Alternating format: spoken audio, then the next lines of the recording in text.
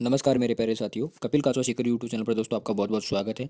और दोस्तों आज इस यूट्यूब चैनल के माध्यम से हम मोमेंट्स जो हमारा टॉपिक है स्टैटिक्स का, उसको आज देखने वाले हैं। दोस्तों इसका पार्ट 1 हमने कल देख लिया था, आज हमारा पार्ट 2 रहेगा। दोस्तों यहाँ पर यदि हम बात करें तो परिघात एवं प्रत्युषित्व के बारे में बात करें तो परिघातों का जो अर्थ है वो हमने दोस्तों कल देख लिया था। अब आगे की जो प्रोसेस रहेगी दोस्तों, उसके बारे में आज हम डिटेल से पढ़ने वाले हैं। परिघातों का जो परिकलन है वो भी हमने देख लिया था दोस्तों। डायरेक्ट मेथड के आधार पर किस प्रकार से उसकी गणना होती है, एग्जाम्पल के माध्यम से दोस्तों हमने समझ लिया था इसको भी। और आगे हमारे पास जो रहेगी विधि वो लघु रीति रहेगी। लघु रीति में भी दोस्तों हमारे पास कौन सा बिंदु इंपॉर्टेंट है वो हम देखने वाले हैं। तो चलिए दोस्तों, आज का जो लघु रीति का जो बिंदु है उसके बारे में हम डिटेल से देखने वाले हैं। यहाँ पर हमारे लिए क्या इंपॉर्टेंट रहेगा वो देखना है। तो दोस्तों लघु रीति से केंद्रीय परिघातों की गणना हम जब करते हैं तो क्यों की जाती है, क्या कारण है कि लघु रीति से हम गणना करें। तो दोस्तों जब समांतर माध्य, ये जो समांतर माध्य का मूल्य पूर्णांक में, पूर्णांक का मतलब होता है कि दोस्तों जहाँ पर पॉइंटों में वैल्यू आने लग जाती है, अर्थात डेसिमल में जब वैल्यू आने लग जाती है, तब समांतर माध्य पूर्णांक में नहीं होता, तब केंद्रीय परिघातों का प्रत्यक्ष रीति से परिकलन कठिन हो जाता है। यानी प्रत्यक्ष रीति से जब हम गणना करेंगे तो वो थोड़ा सा कठिन लग जाएगा, वो तरीका थोड़ा सा कठिन होगा।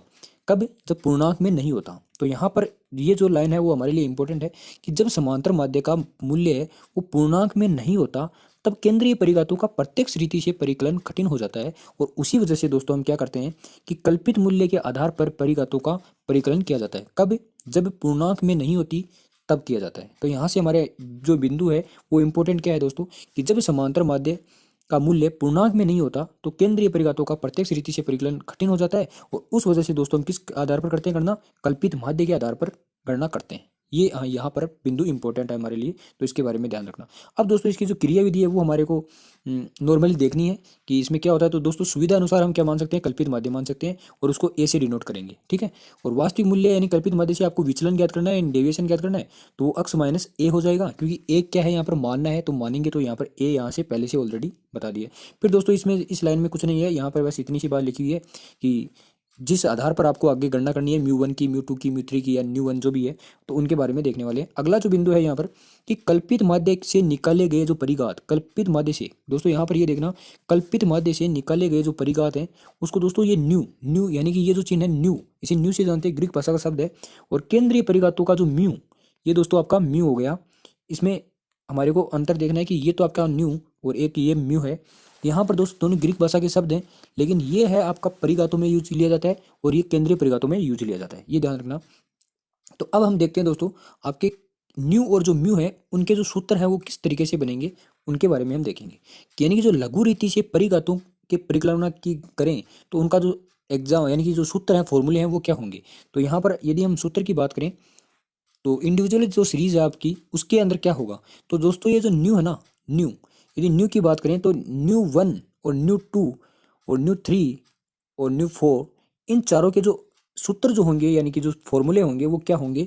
तो यहाँ पर दोस्तों हमारे को कुछ नहीं करना, जैसे हमने हमारा जो प्रत्यक्ष रीति का जो फॉर्मूला था उसी में हमारे को यहाँ पर कुछ भी चेंज नहीं करना। सिर्फ यहाँ पर हमारे को चेंज ये करना है कि यहाँ पर दोस्तों अक्स वैल्यू यहाँ पर ऐड हो रही है, अक्स की वैल्यू क्या हो रही है? ऐड हो रही है, और कुछ फर्क नहीं है। यानी कि न्यू 1 की बात करें तो sigma D x by N होता है, और यदि न्यू 2 की बात करें दोस्तों तो यहाँ पर सिग्मा डी स्क्वायर अक्स बट्टा एन होता है। और न्यू 3 की बात करें तो सिग्मा डी क्यूब अक्स बट्टा एन होता है। और यदि न्यू 4 की बात करें तो यहाँ पर सिग्मा डी 4 अक्स बट्टा एन होता है। ये दोस्तों हमारे को याद रखना है, ये बहुत इंपॉर्टेंट है, तो ये हमारे को याद होना चाहिए। अब दोस्तों यदि फ्रीक्वेंसी दे रखी हो तब कैसा सूत्र बनेगा, तो कुछ नहीं करना, सिर्फ यहाँ पर एफ ऐड हो जाएगा, एफ ऐड हो जाएगा, तो सिग्मा एफ डी अक्स बट्टे में क्या होता है? एन होता है, ठीक है। और दोस्तों आपको पता होगा कि यदि हम कल्पित माध्य का ज्ञात करने का जो समांतर माध्य का जो सूत्र होता है वो क्या होता है? A plus sigma F D X by N होता है। अब दोस्तों आपको ये पता है कि ए तो हमारा ऑलरेडी है, इस एफ डी एक्स को यदि हम इसका सॉल्यूशन करेंगे तो किसकी वैल्यू आएगी? न्यू 1 की वैल्यू आएगी। किसकी वैल्यू आएगी? न्यू 1 की वैल्यू आएगी।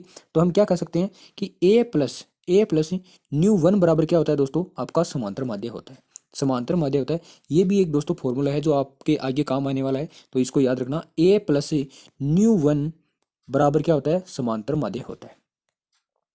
तो यहाँ पर हमने क्या देखा कि न्यू 1 बराबर क्या हुआ? सिग्मा एफ डी एक्स बट्टा एन होगा।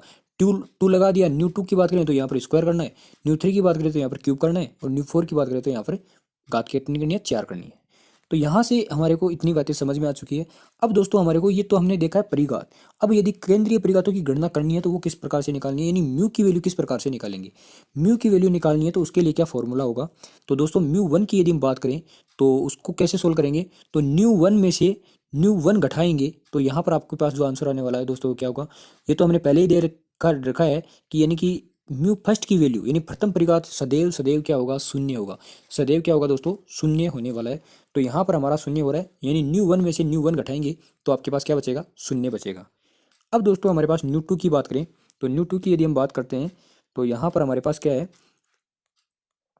यानी म्यू 2 माइनस म्यू 1 जो है उसमें से म्यू 1 का स्क्वायर यदि हम घटा दें, म्यू 2 में से दोस्तों म्यू 1 का स्क्वायर घटा दें तो हमारे पास क्या बचाएगा, म्यू 2 बच जाएगा। ये हमारे को याद रखना है, ये फॉर्मूला दोस्तों याद होना चाहिए, काम आ सकता है।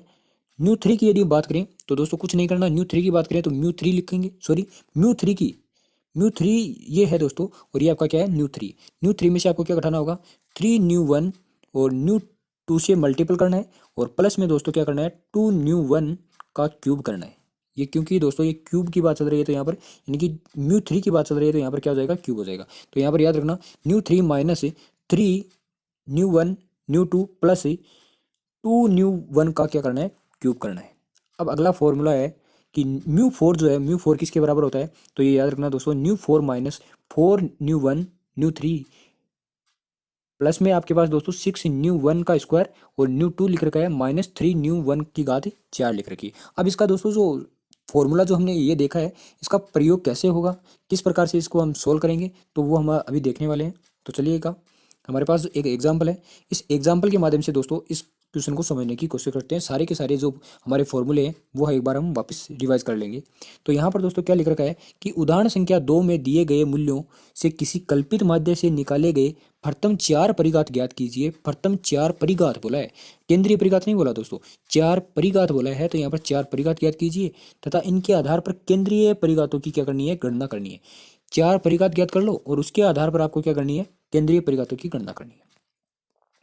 अब दोस्तों ये क्वेश्चन जो हमारा है ये एग्जाम पॉइंट ऑफ व्यू से इम्पोर्टेंट नहीं है, लेकिन ऐसा क्वेश्चन एग्जाम में रेयर ही केस में आता है। लेकिन यदि हम बात करें तो इस एग्जाम्पल के माध्यम से दोस्तों हमारी इस चैप्टर की काफ़ी चीज़ें हैं जो क्लियर होने वाली है, इसलिए इसको बहुत ध्यान से समझना। यहाँ से थ्योरेटिकल क्वेश्चन भी बनने वाला है, वो हम अभी देखेंगे किस प्रकार से, क्योंकि दोस्तों जो शेपर्ड का जो संशोधन होता है उसका योगदान भी इस एग्जाम्पल के माध्यम से हमारे को समझ में आने वाला है, इसलिए वो भी ध्यान रखना है। तो यहाँ पर दोस्तों हम बात करें तो हमारे को कल्पित माध्य दोस्तों यहाँ पर इसने कितना माना है, 15 माना है। कल्पित माध्य कितना माना है दोस्तों, 15 माना है।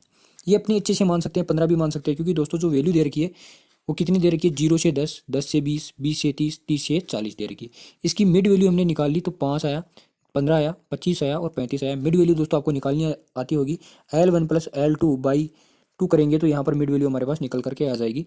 अब दोस्तों फ्रीक्वेंसी, ये दोस्तों जो हमने पहले एक एग्जाम्पल सोल्व किया था कल की क्लास में, उसी के बारे में बताया गया, उसी के आधार पर आपको लघु रीति से इसका सोल्यूशन निकालना है।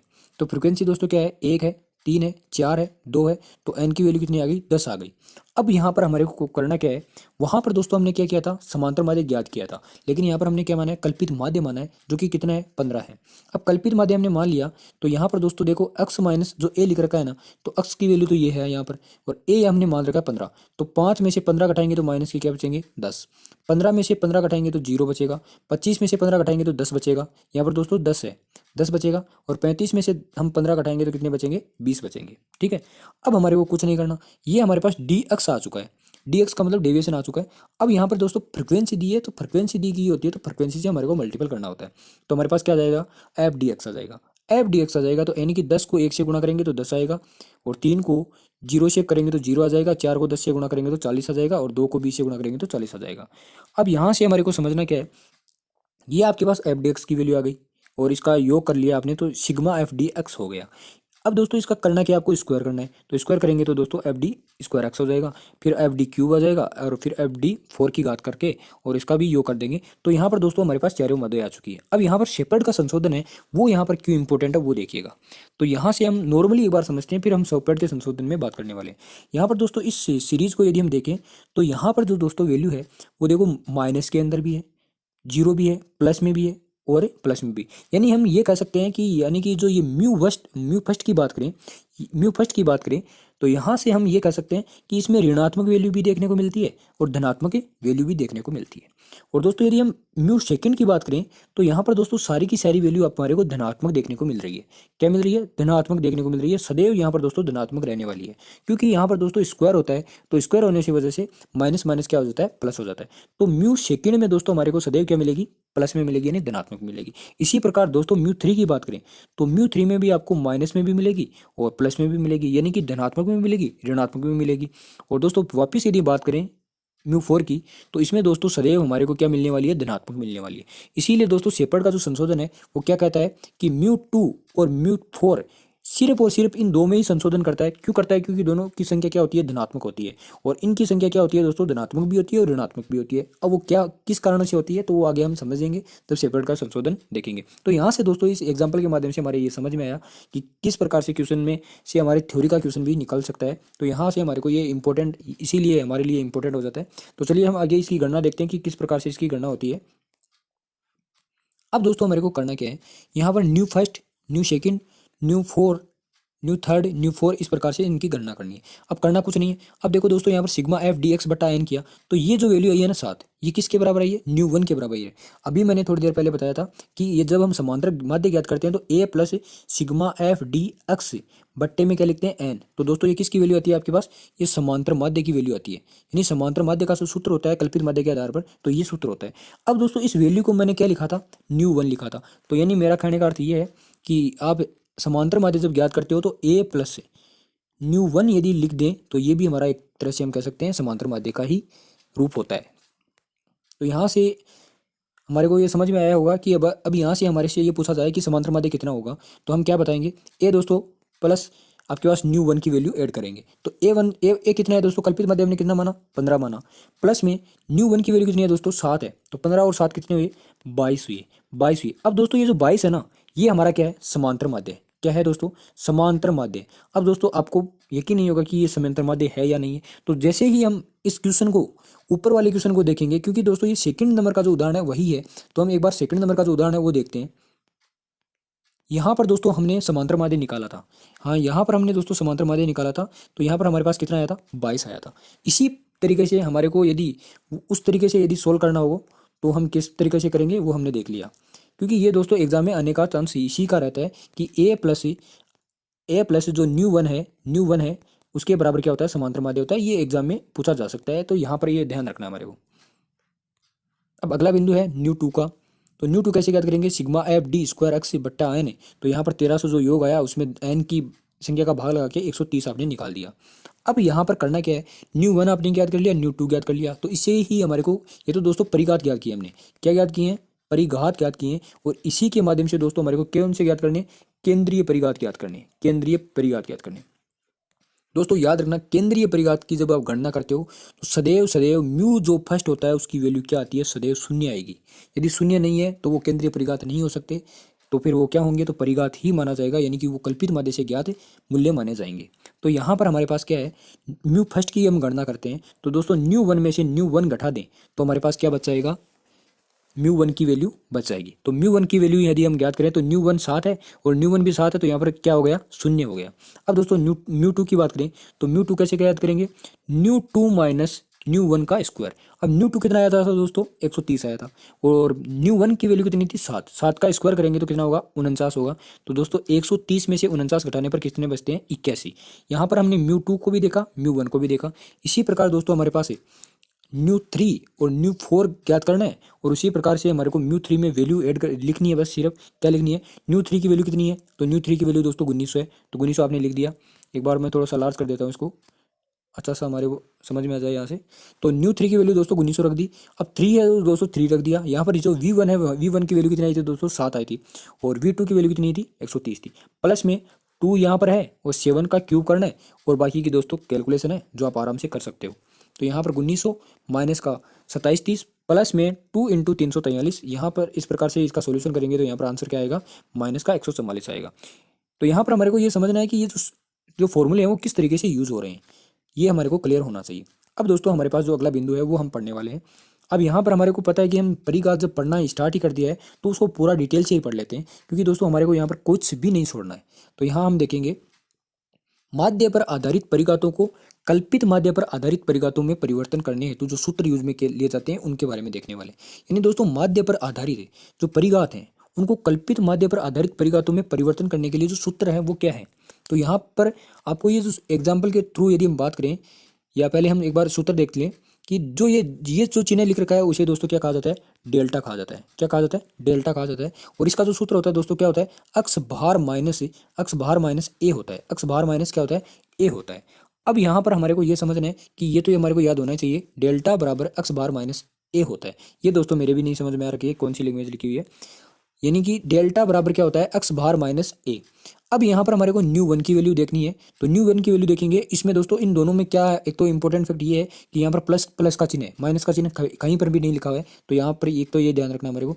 तो म्यू वन प्लस डेल्टा लिख दिया दोस्तों। दूसरे में न्यू टू की बात करें तो यहाँ पर म्यू टू लिखा हुआ है, न्यू थ्री में म्यू थ्री लिखा हुआ है, और न्यू फोर में दोस्तों म्यू फोर लिखा हुआ है। यहाँ पर देखो दोस्तों डेल्टा लिखा हुआ है, यहाँ पर डेल्टा का स्क्वायर कर दिया, फिर डेल्टा की घात 3 कर दी, और फिर डेल्टा की घात 4 कर दी। ये इतनी बातें तो आपकी क्लियर हो चुकी है। तो दोस्तों म्यू वन और डेल्टा ऐड कर दिया तो आपके पास न्यू वन आ गया।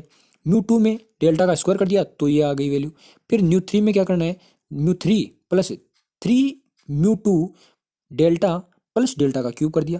तो यहाँ से यदि हम देखें दोस्तों इन सूत्रों को, तो बड़ा आसान ये फॉर्मूले, बड़े आसान फॉर्मूले हैं जिनको हम आराम से याद रख सकते हैं। ये वैल्यू तो आपको एक सी नज़र आ रही है, ये delta square, delta cube, delta four, ये भी समझ में आ रहा होगा। यहाँ पर यदि न्यू थ्री की बात करें तो यहाँ पर थ्री आ चुका है, यहाँ पर न्यू फोर की बात करें तो यहाँ पर फोर आ चुका है। अब दोस्तों जस्ट इस फोर के जस्ट यहाँ इस फोर लिए तो यहाँ पर हमने थ्री ले लिया, यहाँ पर थ्री है तो यहाँ पर टू ले लिया, डेल्टा यहाँ पर भी, डेल्टा यहाँ पर भी है। और दोस्तों यहाँ पर ये बस ये इतनी सी बात याद रखनी है। यदि आप इसको 2-3 बार रिवाइज करोगे तो ये अपने आप याद हो जाएगा। ये सूत्र याद होने चाहिए दोस्तों। अगला है हमारा कल्पित माध्य यदि शून्य शून्य होने पर जो परिघात का मूल्य है, अर्थात दोस्तों अक्स भार माइनस शून्य। कल्पित माध्य क्या मानना है, शून्य। दोस्तों जब कल्पित माध्य हम शून्य मान लेते हैं ना, तब हमारे पास अक्स भार है, यानी जो समांतर माध्य ही क्या होता है आपके पास, समांतर माध्य ही क्या होता है दोस्तों, आपके पास डेल्टा की वैल्यू होती है, डेल्टा की वैल्यू होती है। तो ऐसी स्थिति में निम्न सूत्रों का हम प्रयोग कर सकते हैं। तो यहाँ पर दोस्तों कुछ भी चेंज नहीं है। हम यदि यहाँ पर डैश लगा दिया कि nu dash one, nu dash two, nu dash three और न्यू डैश फोर, यहाँ पर कुछ भी चेंज नहीं। यहाँ पर ये दोस्तों म्यू वन है, म्यू वन है, यहाँ पर म्यू वन है, और जो कि किसके बराबर होगा, अक्स भार के बराबर होगा। क्यों होगा दोस्तों, तो हमने अभी देखा क्योंकि यहाँ पर कल्पित माध्य क्या माना है, शून्य माना है। तो यहाँ पर बचेगा क्या दोस्तों, अक्स भार ही बचने वाला है। तो यहाँ पर कुछ नहीं करना, जहाँ पर डेल्टा लिख रखा था वहाँ पर हमारे को अक्स बार का स्क्वायर लिखना है। इससे देर अक्स बार की घात 3 लिखनी है, अक्स बार की घात 4 लिखनी है, और जहाँ जहाँ हमने डेल्टा लिखा था वहाँ पर क्या लिखना है, हमारे को अक्स बार लिखना है। बस इतना सा फर्क है। तो यहाँ पर हमारे को ये सूत्र याद होने चाहिए। यदि आप याद कर सकते हो तो इनको जरूर दोस्तों एक बार 2 बार यानी कि रिवाइज करना, कहीं पर भी हमारे ये काम आ सकते हैं, क्योंकि एग्जाम में दोस्तों ज़रूरी नहीं है। और यहाँ पर यदि हम बात करें तो ये दो तो याद होने चाहिए, और इसमें भी दोस्तों ये दो तो याद होने चाहिए। तीसरा और चौथा भी यदि आपसे याद हो रहा है तो कोई बात नहीं। अब दोस्तों हम इस थ्योरी को जो हमने पढ़ा है अभी तक, उसको एक एग्जाम्पल के माध्यम से हम समझने की कोशिश करते हैं कि जो फॉर्मूले हमने देखे हैं उनका उपयोग किस प्रकार से होगा। तो उनको भी एक बार समझने वाले, क्योंकि दोस्तों यहाँ से एग्ज़ाम के लिए जो ये हम कर रहे हैं अभी एग्जाम्पल, वो एग्ज़ाम के लिए भी इंपॉर्टेंट हो सकता है। तो यहाँ हमारे को इसको देखना है, आराम से देखना है दोस्तों। यहाँ पर इस वीडियो में आप ध्यान रखना, यदि आपको वीडियो ऐसा लग रहा है कि धीरे है या ज़्यादा स्पीड से है, तो आप अपने हिसाब से इसकी स्पीड बढ़ा भी सकते हो और घटा भी सकते हो, वो आपको दोस्तों नॉर्मली पता रहता है। तो यहाँ पर हमारे को देखना क्या है कि एक श्रेणी का समांतर माध्य 5 है। एक श्रेणी का कितना है, समांतर माध्य कितना है दोस्तों, यानी कि अक्स भार बराबर कितना है दोस्तों, 5 है। पहले चर केंद्रीय परिघातों के मान, पहले चर केंद्रीय परिघातों के मान दोस्तों, यहाँ पर यदि जीरो नहीं होता ना दोस्तों, यहाँ पर क्या नहीं होता, जीरो नहीं होता ना, तो हम क्या मानते, इसको केंद्रीय परिघात नहीं मानते। यानी यहाँ पर क्या दे रखा है कि चर केंद्रीय परिघात, यानी कि यहाँ पर हम कह सकते हैं चर नहीं है दोस्तों, ये 4 केंद्रीय परिघातों के जो मान है वो क्या है, जीरो है पहले का, दूसरे का दोस्तों 3 लिख रखा है, तीसरे का दोस्तों 0 लिख रखा है, और चौथे का कितना लिख रखा है, 26 लिख रखा है। प्रथम जो 4 परिघात ज्ञात कीजिए, वो भी किसके आधार पर, कल्पित मूल्य बिंदु 4 पर आधारित और शून्य पर आधारित। यानी कि शून्य पर आधारित आपको ज्ञात करने के 4 परिघात, और कल्पित मुद्दे के आधार पर भी आपको ज्ञात करने। तो पूछा क्या है, परिघात पूछा है। प्रथम 4 परिघात पूछे, क्योंकि दोस्तों केंद्रीय परिघात तो हमारे को दिए हुए हैं। तो प्रथम 4 परिघात पूछे, यानी कि न्यू 1, न्यू 2, न्यू 3 और न्यू 4, इसके बारे में हमारे को देखना है। वो भी दोस्तों कल्पित माध्य के आधार पर, और कल्पित माध्य शून्य हो, उसके आधार पर, यानी एक बार तो कल्पित माध्य कितना दे रखा है, 4 दे रखा है, और एक बार क्या दे रखा है, 0। तो यहाँ से हमारे पास दोस्तों समझना है कि ये किस प्रकार से सोल्व होंगे। तो यदि हम देखें तो अक्स बाहर दोस्तों बराबर कितना दे रखा था, 5 दे रखा था। म्यू 1 बराबर 0, म्यू 2 3, म्यू 3 की बात करें तो 0, और म्यू 4 कितना दे रखा है, 26 दे रखा है। अब कल्पित मूल बिंदु के आधार पर यदि हम बात करें तो ए बराबर कितना है दोस्तों, 4 है। ठीक है, अब हमने अभी पढ़ा था कि डेल्टा की वैल्यू दोस्तों ज्ञात करनी हो तो कैसे ज्ञात करेंगे, अक्स भार माइनस का दोस्तों ए करेंगे। तो अक्स बार दोस्तों हमारे पास 5 दे रखा है, और ए की वैल्यू कितनी दे रखी है, 4। तो इसमें से यदि इसको सोल्व करेंगे तो डेल्टा की वैल्यू क्या आ जाएगी, 1 आ जाएगी। अब कुछ नहीं करना दोस्तों, डेल्टा की वैल्यू दोस्तों हमने ज्ञात कर ली है। तो डेल्टा की वैल्यू दोस्तों हमने ज्ञात कर ली, तो और कुछ नहीं करना, म्यू 1 की जगह बस मान रखना है। तो म्यू 1 प्लस डेल्टा, म्यू 1 की वैल्यू कितनी है दोस्तों, 0 है। डेल्टा की वैल्यू कितनी है, 1 है। तो यहाँ पर इसकी वैल्यू क्या आ गई, 1 आ गई। ठीक है, 1 आ गई। अब यहाँ से हमसे ये भी पूछा जा सकता है कि यहाँ पर जो हमारे को समांतर माध्य के आधार पर पूछ सकता है कि समांतर माध्य क्या है, या हमसे ये भी पूछ सकता है। उसके बारे में दोस्तों हम आगे बात करेंगे। जैसे कैसे बात करें दोस्तों, यानी कि अक्स भार माइनस ए बराबर क्या लिख रखा था, 5 माइनस 4 बराबर कितना होता है दोस्तों, 1 होता है। ठीक है, तो यहाँ पर म्यू 1 बराबर क्या लिख रखा है कि म्यू 1 प्लस डेल्टा। डेल्टा जो वैल्यू है दोस्तों किसकी वैल्यू है, वो आपको पता होना चाहिए कि डेल्टा जो वैल्यू है वो किसकी वैल्यू है, यहाँ पर म्यू 1 की वैल्यू है। म्यू 1 की वैल्यू है, कैसे हुई, तो आपको पता है कि दोस्तों म्यू 1 तो सदैव क्या होता है, शून्य होता है। म्यू 1 तो सदैव क्या होता है दोस्तों, शून्य होता है। तो हमारे पास क्या बचा, एक ही तो बचा। तो यहाँ पर यदि हम बात करें, यहाँ पर हम बात करें तो म्यू 1 बराबर क्या हुआ दोस्तों, 1 हुआ। म्यू 1 बराबर क्या हुआ, 1 हुआ, है ना। ये क्लियर हुआ होगा, यानी डेल्टा डेल्टा बराबर म्यू 1 बराबर 1, डेल्टा बराबर म्यू 1 बराबर 1 होता है। अब इसी प्रकार दोस्तों म्यू 2 की बात करें तो म्यू 2 प्लस डेल्टा स्क्वायर, यानी कि म्यू 2 हमारे पास दे रखा 3, और डेल्टा का स्क्वायर करें तो 1 होता है, यानी कि 4 इसकी वैल्यू होगी। इसी प्रकार दोस्तों म्यू 3 को सोल्व करना है, म्यू 4 को सोल्व करना है, वो आप आराम से कर सकते हो, कोई दिक्कत नहीं है इसमें। यानी कि म्यू 4 में मान रखना और कुछ नहीं करना।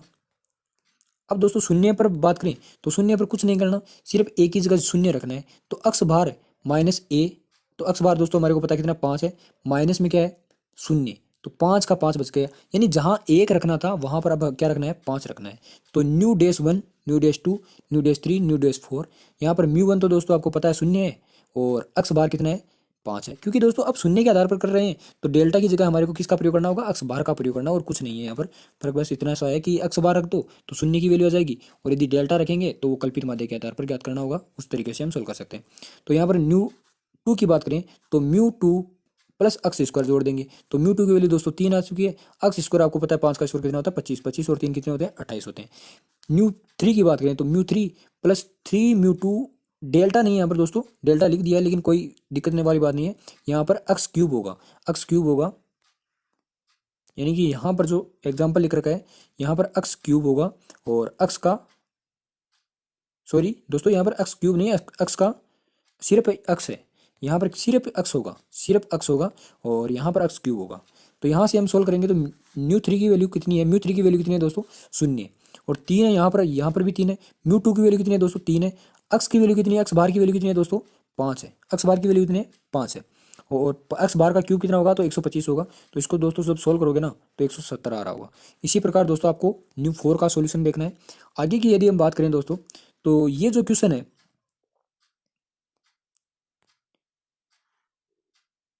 6 नंबर का दोस्तों, ये छोड़ते हैं। 7 नंबर का जो क्वेश्चन है दोस्तों, यहाँ पर एक बंटन के प्रथम परिघात क्रमशः 1, 4, 10 और 46 है। यहाँ से समझने की कोशिश करना, ये अब हमारे को कैसे पता चलेगा कि ये केंद्रीय परिघात है या सिर्फ परिघात है। क्यों क्यों पता चलेगा दोस्तों, यहाँ पर ये देखिएगा कि जो यहाँ पर 1 लिख रखा है ना, ये प्रथम परिघात है। ये क्या है, प्रथम परिघात है। और दोस्तों आपको पता है कि प्रथम परिघात तो सदैव क्या होता है, शून्य होता है, और शून्य ये नहीं है। इसका अर्थ ये हुआ कि ये कल्पित माध्य के आधार पर ज्ञात क्या है, परिघात है। यानी कि किसकी वैल्यू है दोस्तों, ये म्यू 1 की वैल्यू है, ना कि म्यू 1 की वैल्यू है। ये पता चल चुका है कि यदि यहाँ पर शून्य होता तो हम मान लेते कि ये केंद्रीय परिघात है। लेकिन दोस्तों यहाँ पर जब शून्य नहीं है तो हमारे को क्या मानना है कि ये क्या है, एक तरह से म्यू 1 की वैल्यू है, या हम कह सकते हैं कल्पित माध्य के आधार पर ज्ञात परिघात है। प्रथम 4 केंद्रीय परिघातों का परिकलन कीजिए। तो आपको दोस्तों ये क्वेश्चन स्वयं को करना है कि एक बंटन के प्रथम 4 परिघात दे रखे हैं, यानी कि म्यू 1, म्यू 2, म्यू 3 और न्यू 4 दे रखा है, और प्रथम आपको 4 केंद्रीय परिघात ज्ञात करने हैं, तो आप आराम से ज्ञात कर सकते हो। जैसे यदि हम बात करें तो μ1 बराबर क्या होता है, न्यू 1 माइनस न्यू 1 होता है, तो एक में से एक हटाएंगे तो दोस्तों आपके पास क्या बच जाएगा, शून्य बच जाएगा। इसी प्रकार दोस्तों न्यू 2 भी ज्ञात करना है, न्यू 3 भी ज्ञात करना है, और न्यू 4 भी ज्ञात करना है। तो ये दोस्तों आपके लिए रहेगा क्वेश्चन। और ये जो क्वेश्चन है दोस्तों, किसी चर के मूल्य 2 पर आधारित प्रथम 3 परिघात, तीन परिघात दे रखे हैं दोस्तों, 1, 16 और 40 माइनस के। इस बंटन के आधार पर हम बात करें तो समांतर माध्य, प्रसरण और तृतीय केंद्रीय परिघात का परिकलन कीजिए। ये दोस्तों हमारी एग्जाम के लिए हम बात करें, एसओ की एग्जाम के लिए, यानी कि वेरी वेरी इंपॉर्टेंट है, वेरी वेरी इंपॉर्टेंट रहेगा ये क्वेश्चन। क्योंकि दोस्तों ऐसे ही क्वेश्चन एग्जाम में पूछे जाते हैं। क्यों पूछे जाते हैं, तो यहाँ पर ये ध्यान रखना, समांतर माध्य तो हमारे को पता है कैसे, देखो इसको सोल्व करते हैं। तो यहाँ से हम यदि बात करें तो समांतर माध्य कैसे निकाला जाता है, तो आपको पता है दोस्तों, समांतर माध्य a प्लस न्यू 1 की बात करें, ये हमने देखा था अभी, तो ये किसके बराबर होता है, समांतर माध्य के बराबर होता है। अब दोस्तों यहाँ पर समांतर माध्य यानी कि किसी चर के मूल्य 2 पर आधारित है, यानी कि यहाँ पर 2 क्या मान रखा है, एज्यूम मान रखा है, तो 2 यहाँ पर हो गया। न्यू 1 की वैल्यू कितनी दे रखी है दोस्तों, 3 परिघात में a की वैल्यू कितनी है, प्रथम परिघात की वैल्यू कितनी है दोस्तों, 1 है। तो यहाँ पर दोस्तों समांतर माध्य क्या हो गया हमारा, 3 हो गया। तो दोस्तों यहाँ से समांतर माध्य तो हमने निकाल लिए, 3 हो चुका है। अब हमारे पास क्या है, प्रसरण। प्रसरण किसको बोलते हैं दोस्तों, जो μ2 की वैल्यू होती है, μ2 की जो वैल्यू होती है दोस्तों, उसी को दोस्तों हम क्या कहते हैं, यानी द्वितीय जो परिघात होता है, द्वितीय जो परिघात होता है उसी को दोस्तों हम क्या कहते हैं, प्रसरण कहते हैं, या उसे वेरिएंस कहते हैं, या उसे विसरण कह सकते हैं, या दोस्तों उसे स्टैंडर्ड स्क्वायर भी कहा जा सकता है, स्टैंडर्ड स्क्वायर भी कहा जा सकता है। उसकी गणना करनी होती है तो प्रसरण उसी को कहा जाएगा। और तृतीय केंद्रीय परिघात है वो दोस्तों आपके पास क्या हो जाएगा, μ3। यानी कि यहाँ पर हमारे को क्या ज्ञात करना है, एक तो μ2 ज्ञात करना है और एक μ3 ज्ञात करना है। तो चलिए दोस्तों एक बार देख लेते हैं यहाँ से जो सोल्व किया हुआ है। तो यहाँ पर दोस्तों a बराबर कितना है, 2, तो v1 बराबर क्या हुआ, 1 हुआ, तो v2 बराबर कितना हुआ, 16 हुआ, और v3 बराबर क्या लिख रखा है, -40 लिख रखा है। तो यहाँ पर हमने इसको सोल्व किया तो दोस्तों हमारे पास समांतर माध्य तो हमने सोल्व कर लिया कि कितना आया, 3 आया। अब यहाँ पर समांतर माध्य आपके पास 3 आ चुका है, तो इसे वेरिएंस सेकंड की बात करें तो वेरिएंस कह दो, या इसे स्टैंडर्ड स्क्वायर कह दो, या इसे प्रसरण कह दो, एक ही बात है। इसमें दोस्तों कुछ नहीं करना, आपको द्वितीय परिघात की गणना करनी है, द्वितीय केंद्रीय परिघात, यानी कि न्यू 2 में से न्यू 1 का स्क्वायर घटा देंगे, तो 16 में से -1 का स्क्वायर घटाएंगे, तो यहाँ पर 15 बचेगा, और ये दोस्तों 15 ही आपका क्या है, प्रसरण है, प्रसरण है। यहाँ पर दोस्तों स्टैंडर्ड की वैल्यू भी पूछ सकता है, यानी स्टैंडर्ड स्क्वायर के बराबर कितना है दोस्तों, 15 है। तो यहाँ यदि इसका स्क्वायर हटाएंगे तो इधर क्या हो जाएगा, इसका रूट हो जाएगा। अब दोस्तों यदि हम बात करें μ3 की, तो μ3 में दोस्तों सूत्र जो हमारे पास रहता है कि न्यू 3 माइनस 3v1, यानी कि दोस्तों ये v जैसा लगता है तो यहाँ पर v बोल दिया, वैसे इसका न्यू 3 माइनस 3 न्यू 1 न्यू 2 और 2 न्यू 1 का क्यूब होगा। तो यहाँ से इसको सोल्व करेंगे दोस्तों, ये क्या आएगा, -86 आएंगे, -86 आएंगे।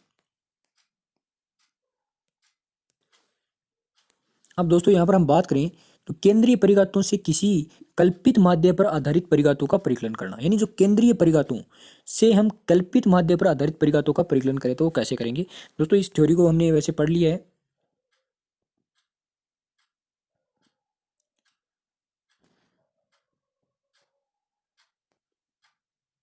सो दोस्तों, हाँ तो चलिए दोस्तों, हमारे को क्या पढ़ना था कि केंद्रीय परिघातों से किसी कल्पित माध्य पर आधारित परिघातों का परिकलन। तो यहाँ पर दोस्तों इस बारे में, इस थ्योरी के बारे में हमने देख लिया है, यहाँ से हमने देख लिया। कहाँ से बात करें तो यहाँ पर हम सीधा इसको देखते हैं। तो अक्स भार बराबर हमारे को पता है कैसे ज्ञात करते हैं, तो a plus sigma F D x, या दोस्तों इसे कह सकते हैं अक्स भार बराबर a प्लस न्यू 1, यानी कि ये हमने देख लिया। अब इसके बारे में जैसे जैसे क्वेश्चन कैसे बनेगा, तो माना कि समांतर माध्य अक्स भार बराबर कितना है, 5 है, और कल्पित माध्य कितना है दोस्तों, 2 होने पर। तो समांतर माध्य बराबर क्या होता है, a प्लस न्यू 1 होता है। तो यहाँ पर दोस्तों समांतर माध्य कितना है, 5 है, तो यहाँ हमने 5 रख दिया। बराबर में दोस्तों कल्पित माध्य कितना है, तो कल्पित माध्य 2 है, वो भी हमने रख दिया। अब न्यू 1 हमारे को पता नहीं, तो प्लस में दोस्तों न्यू 1 लिख दिया। अब हमारे को पता है ये वैल्यू इधर 5 की तरफ प्लस में है, तो ये इधर आएगी तो माइनस में हो जाएगी। तो इन दोनों का अंतर कितना हुआ दोस्तों, 3 का हुआ, और ये 3 किसके बराबर होगा, न्यू 1 के बराबर होगा, न्यू 1 के बराबर होगा। ये यहाँ से हमारे को समझना है। तो दोस्तों अब हम देखते हैं, यहाँ से बात करें तो मान लीजिएगा यहाँ पर कल्पित माध्य कितना है, 2 है। कल्पित माध्य कितना है दोस्तों, 2 है। लेकिन यदि हम ये कहें कि कल्पित माध्य 0 हो, कल्पित माध्य क्या हो, यहाँ पर 0 हो, तब क्या होगा, कल्पित माध्य मान लो दोस्तों 0 है, तभी इसका सॉल्यूशन किस प्रकार से निकालेंगे। तो यहाँ पर कुछ नहीं करना, ये का ये जो फॉर्मूला रहेगा, यहाँ पर क्या हो जाएगा दोस्तों, शून्य हो जाएगा, और यहाँ पर भी क्या हो जाएगा, शून्य। तो न्यू वन बराबर क्या बचेगा दोस्तों, 5 बचेगा। क्या बचेगा, 5। अब यहाँ से हमारे को क्या देखने को मिल रहा है कि न्यू वन की जो वैल्यू है वही आपका अक्ष भार है, यानी कि समांतर माध्य जो है वही आपका न्यू वन की वैल्यू है। यानी कि दोस्तों हम कहें तो प्रथम परिघात, यहाँ पर 5 होने पर प्रथम परिघात में समांतर माध्य और न्यू वैल्यू, यानी प्रथम परिघात और समांतर माध्य की वैल्यू दोस्तों क्या होती है, इक्वल होती है, यानी कि सेम होती है। हम कह सकते हैं सेम होती है, यानी कि जो आपका समांतर माध्य है वही आपका प्रथम परिघात होगा। कब कब होगा दोस्तों, कल्पित माध्य शून्य होने पर। कल्पित माध्य शून्य होने पर दोस्तों आपका प्रथम परिघात और समांतर माध्य दोस्तों क्या होंगे, बराबर होंगे। क्या होंगे, बराबर होंगे। ये दोस्तों लाइन आपको याद रखनी है कि जब कल्पित माध्य शून्य होता है तो प्रथम परिघात और समांतर माध्य दोनों क्या होते हैं, इक्वल होते हैं। वैसे दोस्तों यदि हम बात करें तो ये क्वेश्चन हमने पहले अभी कर लिया है, लेकिन इसको एक बार फिर से देख लेते हैं। यानी किसी चर मूल्य में 2 पर आधारित प्रथम 3 परिघात हैं, 1, 16 और -40। तो उक्त बटन में समांतर माध्य, प्रसरण और तृतीय केंद्रीय परिघात आपको ज्ञात करने हैं। वो अभी हमने इस क्वेश्चन को देख लिया है कि x बार बराबर क्या होता है, a प्लस न्यू वन बराबर क्या होता है। तो 3 हमने ये देखा था। प्रसरण की बात करें या वेरिएंस की बात करें, स्टैंडर्ड स्क्वायर की बात करें, या इसे दोस्तों द्वितीय केंद्रीय परिघात भी कह सकते हैं। तो ये किसके बराबर होगा, न्यू 2 माइनस न्यू 1 का स्क्वायर, यानी कि यहाँ पर जो 15 आ चुका है। और तृतीय केंद्रीय परिघात की बात करें तो ये हमारे को सूत्र हमारे पास है, उसमें मान रखना है और कुछ नहीं। यहाँ से इस क्वेश्चन को देखना है। ये दोस्तों हमारी एग्जाम पॉइंट ऑफ व्यू से बहुत इंपॉर्टेंट रहने का, इसलिए इसको ध्यान रखना, क्योंकि दोस्तों वहाँ पर समांतर माध्य, प्रसरण और तृतीय केंद्रीय परिघात पूछा जा सकता है। यहाँ से ये पूछा जा सकता है, तो इसको ध्यान रखना। अब दोस्तों हम बात करें तो शेपर्ड का जो संशोधन है, शेपर्ड का जो संशोधन है दोस्तों, वो आज हम इस क्लास में नहीं देखने वाले हैं। कल की क्लास में दोस्तों हम शेपर्ड के संशोधन के बारे में डिटेल से हम देखने वाले हैं। तो दोस्तों ध्यान रखना है कि हमारा जो चैप्टर है मोमेंट्स का, वो पार्ट 3 या पार्ट 4 में यदि हम बात करें तो 4 क्लासों में ये हमारा कंप्लीट हो जाएगा। दोस्तों यदि आपको वीडियो अच्छा लग रहा है तो वीडियो को शेयर, लाइक, और इसमें दोस्तों किसी भी प्रकार की आपको कोई प्रॉब्लम हो रही है तो कमेंट बॉक्स में ज़रूर बताइएगा। और यदि आप चैनल पर दोस्तों नए हो तो चैनल को भी दोस्तों सब्सक्राइब कीजिएगा, और ज़्यादा से ज़्यादा इस वीडियो को दोस्तों ASO के स्टूडेंटों के लिए शेयर जरूर करना है हमारे को। तो चलिए दोस्तों, थैंक यू।